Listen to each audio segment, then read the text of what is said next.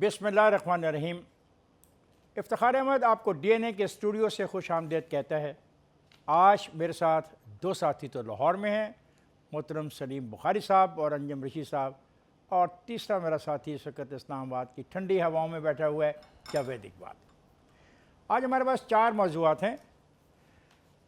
पहला मौजू बहुत अफसोसनाक बात है जो पाकिस्तान में होती है और रोज़ हो रही है, देहातों में, गलियों में, महल्लों में, लेकिन सामने नहीं आ रही। लेकिन ये वाक़या जो सामने आया है इसने पूरी सोसाइटी को हिला के रख दिया है।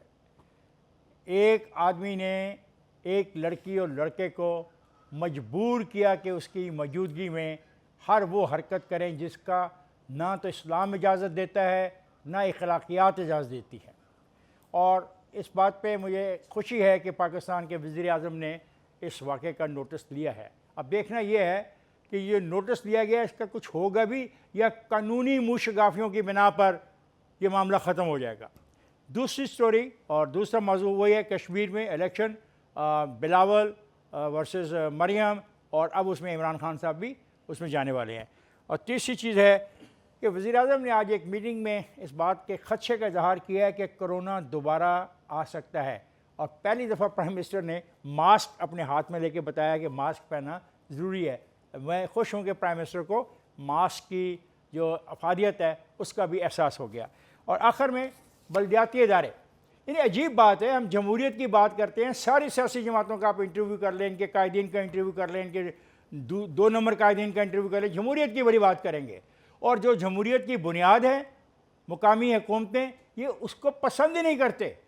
अब सुप्रीम कोर्ट का फैसला आ चुका है लेकिन उस पर अमल दरामद नहीं हो रहा, क्योंकि अमल दरामद तो अदारों को बहाली करने के लिए हुकूमत के जो लोग हैं उन्होंने करना है, नहीं हो रहा। बुखारी साहब, ये जो वाक़या हुआ है, मैं तो इस वाक़े की समझ नहीं आ रही कि मैं कैसे अपनी सफाई पेश करूं as a citizen of Pakistan. गलाजत कि उस गहरे खड्डे में हम जा रहे हैं जहाँ से मुझे नज़र आता है कि हम नहीं बाहर आएंगे। छोटे छोटे बदमाश, गली और मोहल्ले के बदमाश जो लड़कियों को छेड़ते हैं, उनसे ज़्यादती करते हैं, कोई उनका दुपट्टा छीन लेता है, कोई उन पर आवाज़ें कस देता है, और मोहल्ले के लोग उनको कुछ नहीं कहते। फिर ये लोग ताकत पकड़ जाते हैं। फिर इनको, इस बदमाश लोगों के पास जब पैसा आता है तो ये शुरफा में शरीक होने लग जाते हैं, और जब ये शुरफा में शरीक होने लग जाते हैं तो ये इतने शरीक बन जाते हैं कि कमरे का दरवाज़ा खोल के अंदर दाखिल हो जाते हैं और वहाँ मौजूद लड़के और लड़की को कहते हैं कि अपने कपड़े उतार दो। और जो कपड़े उतारे जाते हैं फिर बेहयाई और बेशर्मी का मामला यहाँ तक जाता है कि उसको वायरल कर दिया जाता है। हम कहाँ जा रहे हैं बुखारी साहब, अंजम साहब और जावेद साहब? क्या मुस्तकबिल है हमारा? क्या हमारे पाकिस्तान के बच्चे बच्चियों का मुस्तकबिल है? और कानून है कि वो मासूम सा कानून है, क्या सज़ा मिलेगी इनको? ये है सवाल जिसका मुझे आपसे, अंजम साहब से और जावेद से आप जवाब चाहिए। मैं अर्ज़ करने की कोशिश करता हूँ, इसको दिल बहुत दुखी है।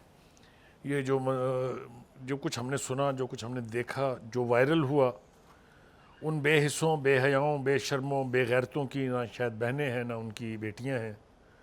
मैं तो उनसे तब पूछूं, अगर उनमें से किसी की बेटी और बहन के साथ यही सब कुछ हो तो फिर मैं पूछूं कि अब बताओ दिल पे क्या गुजरती है। लेकिन वो लोग जो दूसरों की बेटियों को, बहनों को अपनी बेटियां और बहनें समझते हैं, उनके दिल बहुत दुखी हैं। इमरान खान साहब ने नोटिस ले लिया, बहुत अच्छा हुआ, लेकिन अब ये नोटिस के बाद खामोशी अगर इख्तियार करेंगे तो मैं समझता हूँ हर उस शख्स का जो कुछ कर सकता था और उसने नहीं किया, उनका शुमार भी उन्हीं ज़ालिमों की फहरिस्त में होगा जिन्होंने ये इतना घिनौना इक़दाम किया है। आईजी साहब ने कह तो दिया है कि ऐसे मुजरमों को सज़ाए मौत हो सकती है। मैं मुतालबा करता हूँ अपनी अदलिया से भी, अपनी इंतज़ामिया से भी, कि इंश्योर करें कि इनको मैक्सिमम कैपिटल पनिशमेंट मिले। और दूसरी बात, मैं इमरान खान साहब को ये याद दिलाना चाहता हूँ कि आपने एक दफ़ा तजवीज़ पेश की थी कि ऐसे लोग जो इस किस्म के जुर्म के मुर्तकिब हों उनको हमेशा के लिए इससे नाअहल करार दे देना चाहिए, उनको इस काबिल नहीं छोड़ना चाहिए कि वो दोबारा ऐसी हरकत कर सकें। ये गेस्ट हाउस के मालिक साहब जिस ढिठाई, बेगैरती के साथ तशद्दुद करते दिखाई देते हैं उस मासूम बच्ची पर भी और उस लड़के पर भी, और जो मुतालबा उनसे कर रहे हैं मुझे एक शिकायत सबसे ज़्यादा ये है कि पुलिस ने सिर्फ 3 आदमियों को गिरफ्तार किया है जो फिजिकली उनके साथ तशद्दुद कर रहे थे, लेकिन जो वो बेगैरत 6 बैठे हुए वहाँ देख रहे थे, जिनमें एक साहिब रीश भी थे, उनके ऊपर हाथ क्यों नहीं डाला गया? वो किसकी कुछ लगते हैं जो उनको छोड़ दिया गया है? मैं कहता हूँ उस कमरे में जो जो मौजूद था उसको निशाने इबरत बना देना चाहिए। अगर ऐसा ना किया गया तो ये वाक़यात एक शहर से उठ के दूसरे शहरों और दूसरे शहरों से गली मोहल्लों में जाएंगे और किसी की बेटी, किसी की बहन, किसी की माँ महफूज नहीं रहेगी। खुदारा इमरान साहब, आपसे तकाजा है हमारा, मैं अपने सारे साथियों के बिहाफ पे बोल रहा हूँ कि इसको निशाने इबरत बना दें ताकि आइंदा कोई ऐसी जुर्म लेकिन ना बहुत कर सके। एक बात मैं कहना चाहूँगा कि अगर आईजी साहब की आप बात सुन रहे थे, मैं भी सुन रहा था, लेकिन सवाल है कि प्रोटेक्शन टू द विटनेस, यहाँ पे कौन विटनेस है? विटनेस तो वही है जिनका आपने तस्करा किया। स्टेट को बिजनेस बनना चाहिए। पूरी दुनिया जो खुद इस जुर्म में शरीक हैं। मैं अर्ज करूं, पूरी दुनिया में ये कानून मौजूद है कि जहां कोई खड़ा ना होने की पोजीशन में हो वहां स्टेट बनती है मुदई, यहाँ स्टेट को मुदई बनना और चाहिए। ये सवाल है कि क्या रियासत उन लड़के और लड़की को प्रोटेक्शन देंगे? क्योंकि ये लोग तो काफ़ी ताकतवर लगते हैं, पैसे वाले हैं, असर और सुख वाले हैं। कितनी सज़ा होगी, एक दिन रिहा हो जाएंगे, मुमकिन उनको कत्ल ही कर दे। जी अंजुम भाई, बात यह है कि ये चंद लोग नहीं है, इनकी तादाद काफ़ी है। मज़हब के और इखलाक के नाम पे एक बयानिया भी हमारे माशरे में मौजूद है। इन लोगों ने पाकिस्तान में औरतों का जो है वो सड़कों पे आना, दफ्तरों में जाना, यूनिवर्सिटियों कॉलेजों में जाना महाल किया हुआ है। इन्होंने पाकिस्तान की आधी आबादी को नाकारा बनाया हुआ है। पाकिस्तान में औरतें खौफजदा होती हैं बाहर निकलने से और बाहर काम करने से, और पूरी दुनिया में इस पर हम पर लानतान हो रही है। पूरी दुनिया में लानतान हो रही है। और हमारा माशरा भी, जिस माशरे का 50% हिस्सा जो है वो बाहर ही डरता हो, बाहर ना निकलता हो, वो माशरा उन माशरों का मुकाबला नहीं कर सकते जहाँ पर 100% मर्द और औरतें मिलकर काम कर रहे हैं और माशरे को आगे बढ़ा रहे हैं। अगर आपने पाकिस्तान में खुशहाली और तरक्की को इस पे बात करें, ये जो वाक़या है कि एक दरवाजे को खोल के चला जाए और एक ताकतवर आदमी के कपड़े उतारो और ये फेल करो, ये रवैया मैं कह रहा हूँ ये बहुत बड़ी तादाद में मौजूद है। इनका कला कमा होना चाहिए और ये इसको मिसाल बनाते हैं। अगर प्राइम मिनिस्टर वाकई इसका नोटिस लेते हैं और इसको आखिर तक पहुंचाते हैं तो पाकिस्तान में औरतों की ज़िंदगी आसान हो जाएगी। वरना पाकिस्तान जो है वो एक तो माशी और समाजी तौर पर पसमानदा रह जाएगा कि औरतें नकारा कर दी, आपने घरों पे बंद कर दी, कैद कर दी। और दूसरा ये है कि हम अपनी बेटियों को उनका जीना इतना मुश्किल कर दिया हुआ है और वाकई बहुत मुश्किल हो गया हुआ है। उन सब से मैं रिक्वेस्ट करूंगा कि अपने बेटों की तरबियत करें। बेटियों का प्रॉब्लम नहीं है, बेटों की तरबियत करें, मर्द की तरबियत करें। मर्द हमारा बीमार है, ये मरीज है। जवेद, जो आदमी को गिरफ्तार किया गया है उसका ये कहना है कि वो शराब के नशे में धुत था और उसने कोई ऐसा फेल नहीं किया जो अफसोसनाक हो या जिसके ऊपर उसको सजा दी जाए।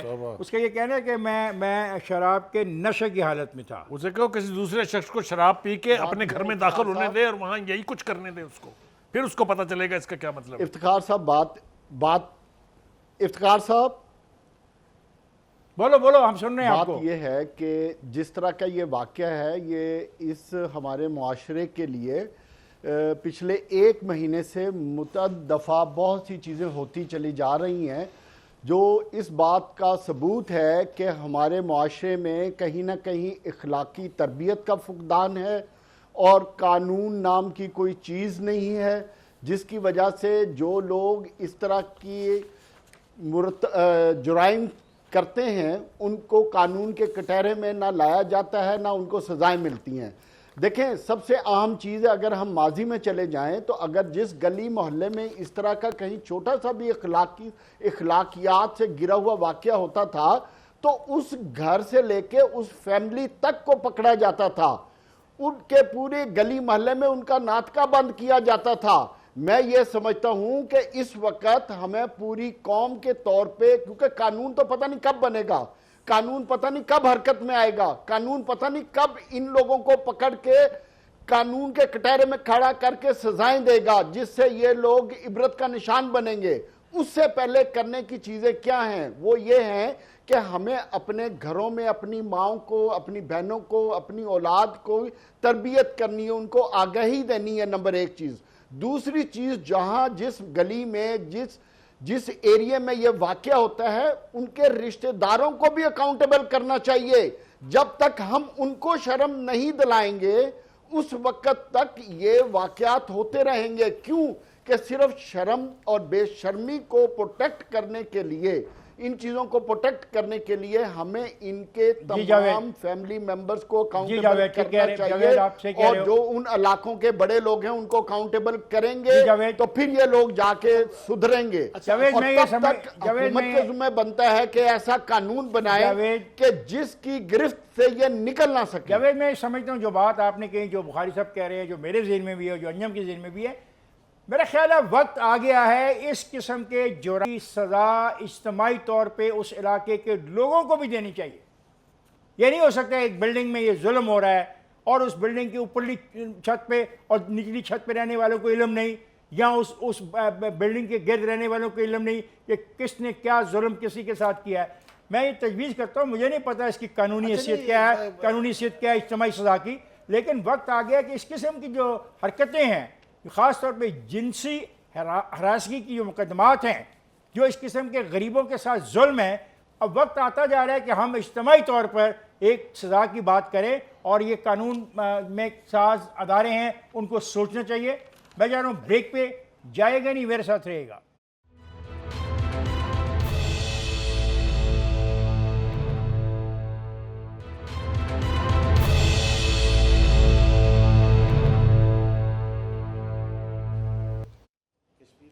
वेलकम है ख्वाजात। कश्मीर में इलेक्शन, सियासी मुखालफत तलखी में बदलती जा रही है, क्या होगा? जावेद, कश्मीर के करीब बैठे हुए आज जी, क्या देख रहे हो? इफ्तिखार साहब, बात पता क्या है कि माजी में जिस तरह इलेक्शन होते रहे कश्मीर के, हमेशा से हम पिछली दफ़ा भी यही बातें करते रहे कि इस्लामाबाद से जो हुकूमत होगी वही हुकूमत बनेगी। लेकिन आज मैं ज़रा डिफरेंट इसलिए बात करना चाहता हूँ कि असल इम्तिहान कश्मीर के इलेक्शन का है, इलेक्शन कमीशन का, इस्लामाबाद की हुकूमत का, और उसके बाद तीसरा इम्तिहान है हमारी पॉलिटिकल पार्टीज़ का। मैं ये समझता हूँ कि इलेक्शन कमीशन को इंश्योर ये करना चाहिए कि फेयर एंड फ्री इलेक्शन हो, ताकि आने वाले वक्त में हर एक को इलेक्शन कमीशन पे एतमाद हो।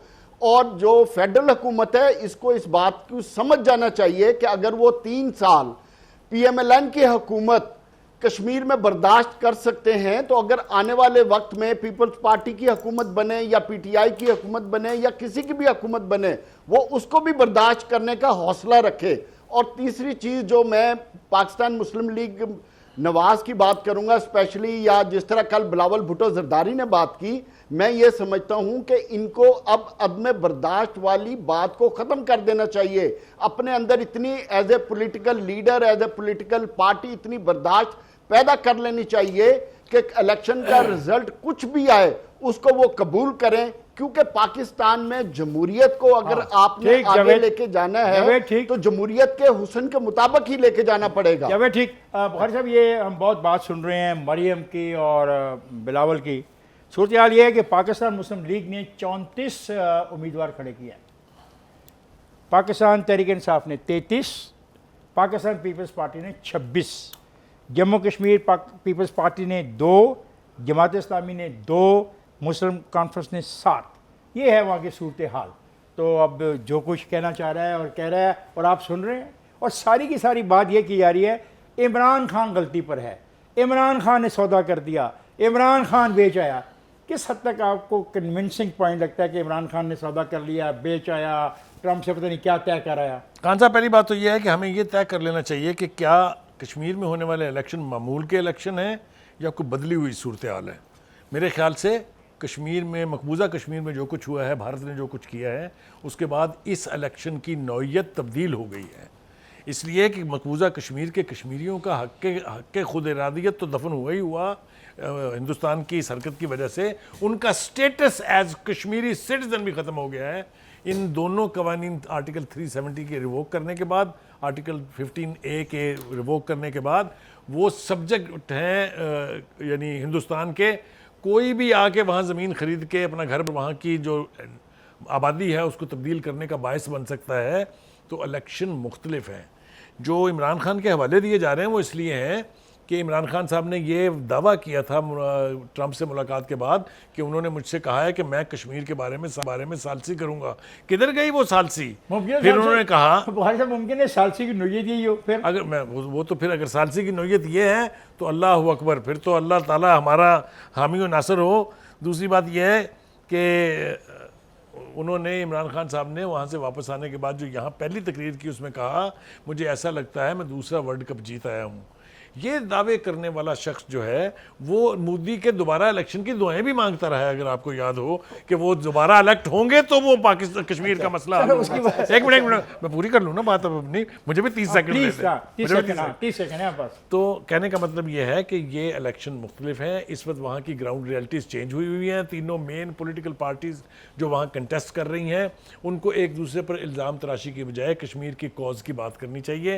हुकूमत ने अपना काम जो है वो कर लिया हुआ है, उससे वहाँ के ना कश्मीरी मुतमईन है, अच्छा। ना तीनों पॉलिटिकल पार्टी। एक बात मैं आपसे भी कहना चाहूँगा, ये जो मुशर्रफ और मोदी का पोलिंग एजेंट है, मुशर्रफ का तो पोलिंग एजेंट इमरान खान था, ये हिस्टोरिकल फैक्ट है। मोदी का जो एजेंट उसको कहा जा रहा है, असल में उसका कहने का मकसद है कि मोदी का इलेक्शन जो है ना वो 2024 तक का है। उसका ख्याल था कि मोदी के साथ उसकी अगर इलेक्ट होकर आ जाता है तो उसके साथ इसकी एक अंडरस्टैंडिंग डेवलप हो सकती है। अब बेचारे ने अगर ये कह दिया है तो उसको माफ़ी मिल सकती है। देखो ये इमरान खान का स्टैंड है कि जब तक वो 370 इंडिया वापस नहीं लेता वो डायलॉग भी नहीं करेगा, इसमें कोई शक नहीं है। ये एक असल में जो पीपल्स पार्टी और मरियम और बिलावल जो है ये प्रैक्टिस कर रहे हैं, रिहर्सल कर रहे हैं अगले आने वाले इलेक्शन की। और बिलावल जो है बल्चिस्तान में नहीं होगी थी प्रैक्टिस पूरी है, नहीं, ये उसी चलती रहेगी, ये चलती रहेगी। क्योंकि बिलावल के लिए अब ये जो 2023 में आना है ये पहला इलेक्शन होगा, वो उस इलेक्शन की तैयारी कर रहा है। मरीम के लिए भी असल पहला इलेक्शन नहीं, वो पहले इलेक्शन में इलेक्ट होकर असेंबली में बैठा है, लेकिन नहीं एज अ लीडर। अब वो लीडर इवन दैट टाइम। देखो प्राइम मिनिस्टर के कैंडिडेट हैं। लीडर नहीं है बिलावल लीडर था, लीडर है, एक इतनी बड़ी पार्टी का रिप्रेजेंट करता है। हम आपकी बात सुन रहे हैं लेकिन आपको करेक्ट भी कर रहे हैं। सर मैं नहीं, मुझे करेक्ट, पहले मैं बात पूरी कर लूं फिर करेक्ट करें। अच्छा। मैं ये कह रहा हूं कि इस वक्त जो है वो मरियम और बिलावल दो प्राइम मिनिस्टर के candidate, would be prime minister के कैंडिडेट हैं। कश्मीर के इशू से क्या ताल्लुक है? हाँ, कश्मीर में वो प्रैक्टिस कर रहे हैं। बिलावल जो है वो तनकीद कर रहा है पीपल्स पार्टी मरियम पर भी और मुस्लिम लीग और पीटीआई पर भी, और दोनों को निशाने पर रखा हुआ है। लेकिन मरियम ने जो है उनके निशाने पे जो है वो इमरान खान है, क्योंकि वो मरियम ने जो वोट बैंक लेना है बड़ा हिस्सा वो पंजाब में जो इलेक्शन हो रहे हैं वहाँ पे जी आइंदा होने हैं। मैं अच्छा आइंदा की बात कर रहे हैं भाई, ये इलेक्शन भूल गए, हो गए ये इलेक्शन प्रैक्टिस है, रिहर्सल है ये। इसके में कौन जीतेगा कौन हारेगा इतनी बता दोगे? इतनी आपको आपने आधा टाइम मेरा ले लिया, मुझे बात नहीं करने दी। ये इलेक्शन तो तयशुदा है कि पाकिस्तान की हिस्ट्री है, कश्मीर की हिस्ट्री है, हम सब की हिस्ट्री है, और यहाँ भी यही होगा कि जो विफाक में जिसकी गवर्नमेंट होती है कश्मीर में उसी की हुकूमत होती है। यहाँ पीटीआई की गवर्नमेंट इलेक्शन तयशुदा नहीं है, सेटिस्फाइड है। खान साहब ये दुरुस्त कर लें कि इलेक्शन तयशुदा नहीं है, लेकिन पीटीआई सेटिस्फाइड है कि जो हिस्ट्री हुई है वही होगी। तो अच्छा, अब प्रॉब्लम ये है कि हिस्सा है। हाँ, असल चीज है इनको इलेक्शन के रिजल्ट को तस्लीम करना चाहिए। हाँ, उसकी बर्दाश्त करनी चाहिए। हाँ, ये मैं कह रहा हूँ। सुना कि आज एक वीडियो जारी हुई है, कुछ पैसे दे रहा है, किसी को कैश पकड़ाया जा रहा है कि जाओ अपने इलाके में काम कर लो। अच्छा, ये इलेक्शन कमीशन का काम है ना, जो पैसे दे रहा है, जो वीडियो रिलीज कर रहा है उसको अकाउंटेबल करना इलेक्शन कमीशन का काम है। चला रहे हमारी चल रही है अपना स्क्रीन पर। मुझे बात करने की प्लीज आपको सवाल ये बात यह है कि हम बात करें कश्मीर के बिलावल जो है कश्मीर की, मैंने बताया कि इमरान के लिए तो रिजल्ट क्लियर है, बिलावल की को भी कुछ ज़्यादा कन्फ्यूजन नहीं। असल में वो प्रैक्टिस कर रहे हैं आने वाले इलेक्शन की, और वो तनकीद में दोनों को रख रहे हैं, नून को भी और पीटीआई को। मरियम जो है वो एक तो उसने रखा है पीटीआई को निशाना, क्योंकि पंजाब में उसका मुकाबला जो है वो पीटीआई से होगा। उसके ख्याल में पीपल्स पार्टी के लिए वो ज़्यादा परेशान नहीं है पंजाब में। लेकिन ये है कि जो पिछला मियां नवाज शरीफ भाई अभी इलेक्शन 2 साल पड़े, कौन कितना परेशान होता है वो वक्त बताएगा। तैयारी शुरू होगी। आप 2 साल पहले कैसे कह देते हैं कौन परेशान है और कौन नहीं परेशान? अब तैयारी शुरू होगी ना। अब सूरत हाल ये है कि जो मियां नवाज शरीफ ने ब्रेक पे जाना है, एक मिनट बात तो पूरी आप बोलते रहे, मैं आपको बता असल में मैं ये कह रहा हूं कि जो बयानिया नवाज शरीफ ने के अहदेदारों के खिलाफ बनाया था, वो मरीम ने भी चलाया था। अब नजर आ रहा है कि उसकी भी प्रैक्टिस हो रही है कि उस पर कॉम्प्रोमाइज हो गया, डील हो गया। अब ये उस बयानी की बात नहीं कर रहे, उस बयानी का जिक्र भी नहीं किया। पहले कहते थे हम नजरियाती हो गए, अब वो नजरियाती भी नहीं रहे। ख्वातीन हज़रात, मैं जा रहा हूँ ब्रेक पे, जाएगा नहीं, हमारे साथ रहे।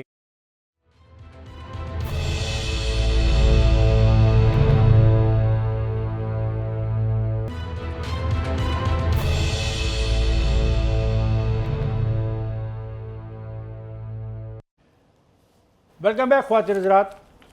वज़ीर आज़म ने आज कौम को इंतबाह किया है कि कोरोना की जो वबा है वो दोबारा सर उठा सकती है, और पहली दफ़ा मैंने देखा कि प्राइम मिनिस्टर पाकिस्तान ने मास्क को एक ऐसा तरीका बताया जिससे आप कोरोना से बच सकते हैं। क्या होने वाला है, मैं तो खौफज़दा हूँ, क्योंकि एकदम सब कुछ ठीक जा रहा था, ग्राफ नीचे जा रहा था, वाक़यात कम हो रहे थे, वैक्सीनेशन लोगों ने काफ़ी करवा ली, कुछ वैक्सीनेशन बाहर से मंगवाई जा रही थी, लेकिन एकदम ये क्या हुआ है कि इतने हाईएस्ट लेवल के ऊपर आज मीटिंग हुई है और प्राइम मिनिस्टर को ये मौक़िफ़ अख्तियार करना पड़ गया। जी अंजम साहब, आप क्या समझते हैं?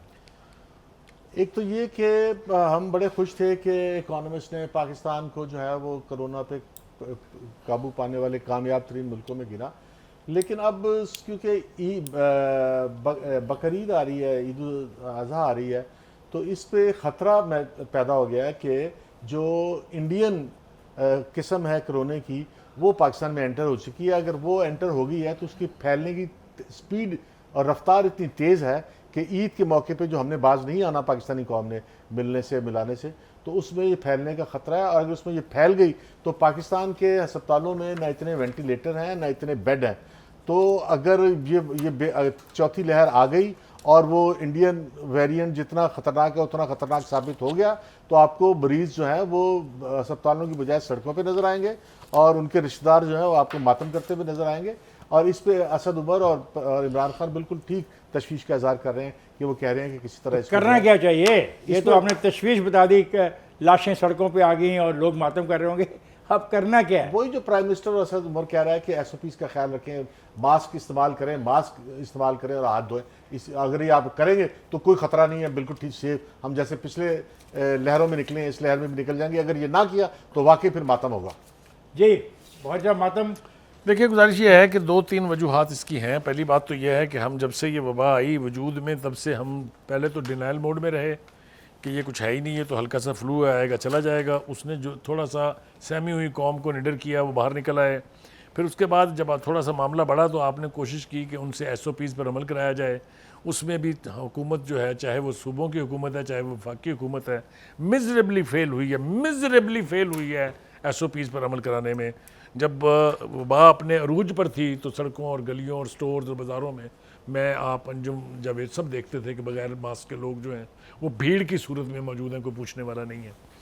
अब जबकि नया ख़तरा आया है जिसकी तरफ इमरान खान ने इशारा किया, वो है इंडियन वायरेंट जो आया है, जिसकी रफ्तार बहुत तेज़ है। हमने एक मॉडल देखा ऑस्ट्रेलिया में जो बिल्कुल महफूज मुल्क था, वहाँ पर एक दिन के अंदर इतने केसेस रिपोर्ट हुए हैं कि उन्होंने टोटल एमरजेंसी आयद कर दी है पूरे एक सूबे के ऊपर। तो अब ये जो ख़तरे की तरफ इमरान खान साहब इशारा कर रहे हैं ये बिल्कुल अपनी जगह मौजूद है। एक तो ये कि हमने थोड़ा सा लापरवाही इसमें भी की कि हमने वैक्सीनेशन मंगवाने में, ऑर्डर करने में, उसके हसूल में, उसके लगाने में काफ़ी ताख़ीर की है।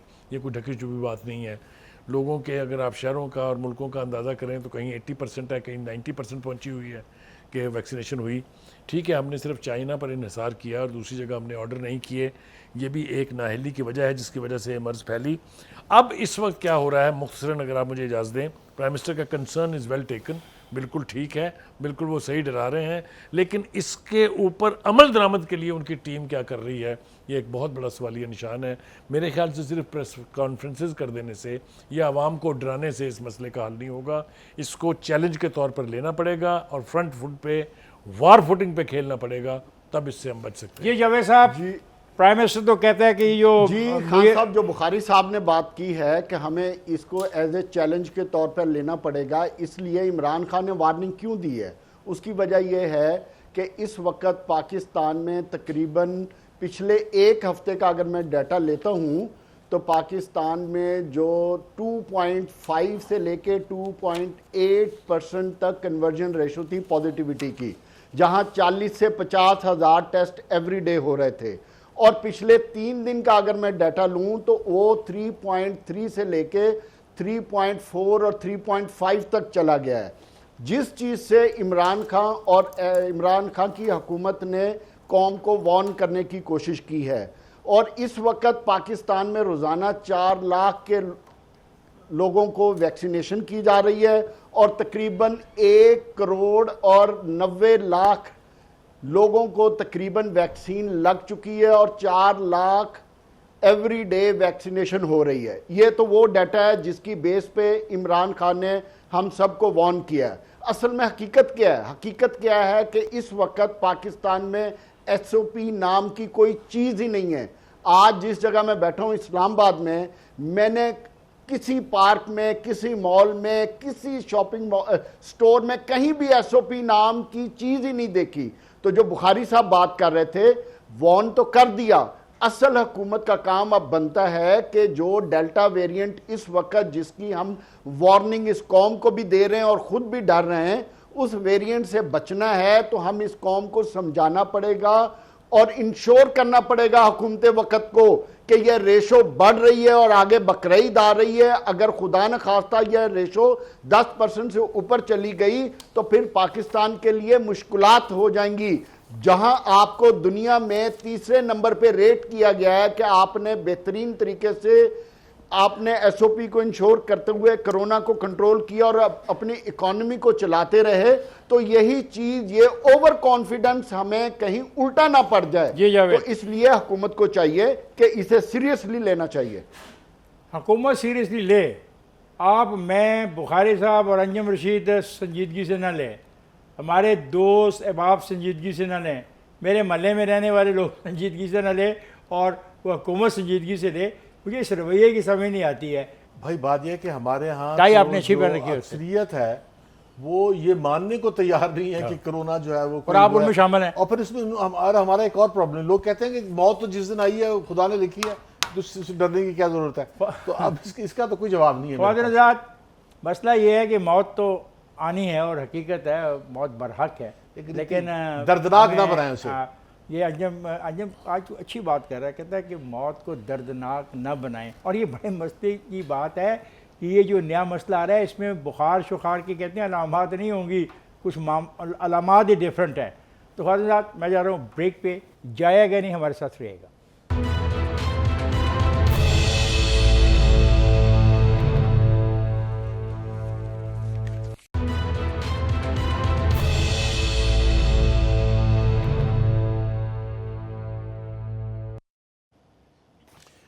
वेलकम बैक ख्वातिन हज़रात।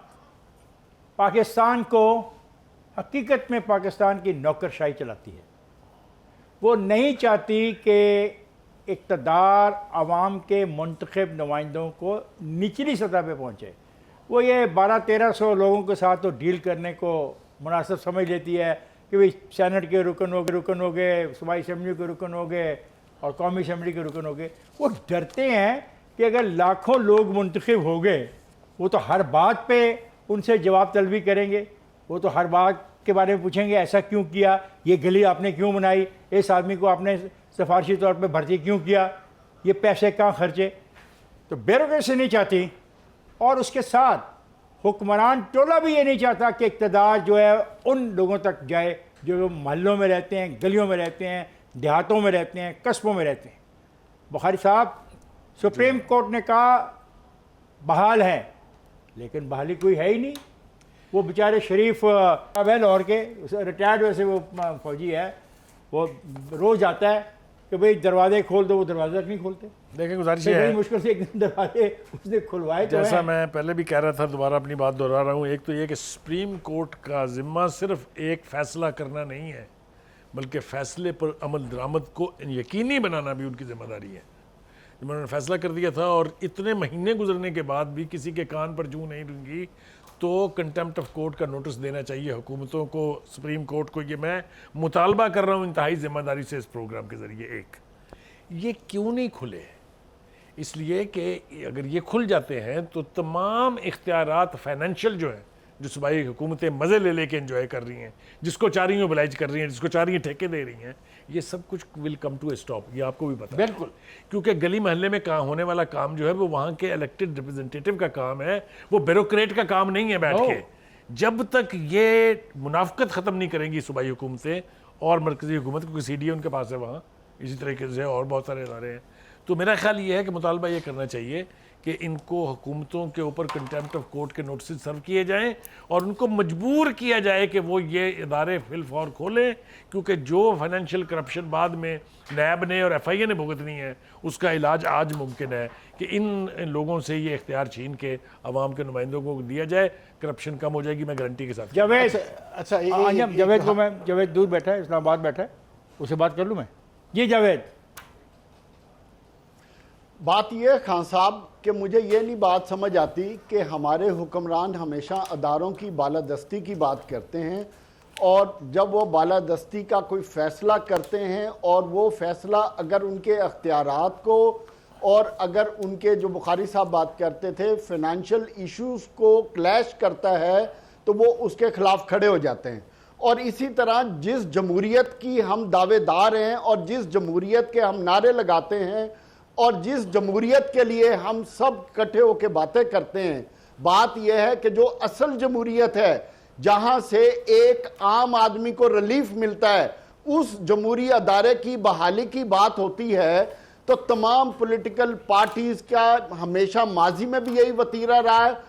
और यही इमरान खान थे ना, यही PTI थी। जब माजी में ऐसा कोई वाकया होता था तो सबसे ज्यादा इंटरव्यू, सबसे ज्यादा तनकीद, सबसे ज्यादा प्रेस कॉन्फ्रेंस PTI खुद करती थी। आज 3 साल से उन्होंने जो लोकल बॉडीज को बंद किया हुआ है ताले लगाकर, इसलिए नहीं खोलते कि जो बुखारी साहब बात कर रहे हैं कि प्रोविंशियल MPA MNA जिनका काम है कॉन्स्टिट्यूशन बनाना, जिनका काम है लोगों के लिए बजट बनाना, वो काम करना, अपने काम करने की बजाय वो चाहते हैं कि उनको फंड मिले ताकि उस फंड से जो वो मेल प्रैक्टिसेस करते हैं वो मेल प्रैक्टिसेस की जाएं। मुझे नहीं समझ आती इस हुकूमत से, खासकर इमरान खान साहब से, कि देखें आप तो आप तो दावेदार थे इस बात के, ईमानदारी के, ऑनेस्टी के, कि MNA MPAs को फंड ना दिए जाएं।